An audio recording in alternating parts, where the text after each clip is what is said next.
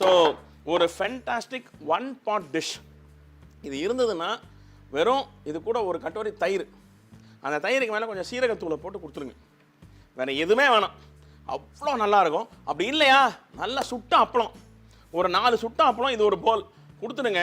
அப்படி டிவி பார்க்கும்போது லக லக லக லக லகன்னு ஒரு 3 போல் காலியும். அந்த மாதிரி ஒரு dish one of my favourite. இது வந்து யூஸ்வலாக வந்து சீரக சம்பா ரைஸில் பண்ணுவாங்க.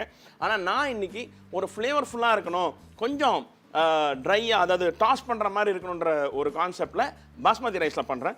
பாஸ்மதி ரைஸுக்கே தனியாக ஒரு ஃப்ளேவர் இருக்குங்க. அந்த ரைஸே வந்து ரொம்ப ஃப்ளேவர்ஃபுல் ரைஸ். எப்படி நம்ம சீரக சம்பா ரைஸில் பிரியாணி பண்ணும்போது ஒரு தனி ஃப்ளேவர் இருக்கும், அதே மாதிரி பாஸ்மதி ரைஸில் பண்ணுற டிஷ்ஷஸுக்கு வந்து ஒரு ஃபென்டாஸ்டிக் அரோமா இருக்கும். நான் எங்கள் பாஸ்மதி ரைஸை 15 நிமிஷம் சுடு தண்ணியில் ஊற வச்சு இதை வந்து வடித்து வேக வச்சுருக்கேன். தண்ணி, அதாவது ஒரு 4 லிட்டர் தண்ணியில் ஒரு 300-400 கிராம் ரைஸை போட்டு நல்லா கொதிக்க வச்சு 3/4 வேக்காடு அப்படியே வடிச்சிருக்கேன். வடிச்சிருந்தா அந்த ஸ்டார்ச் எல்லாம் போயிடும்.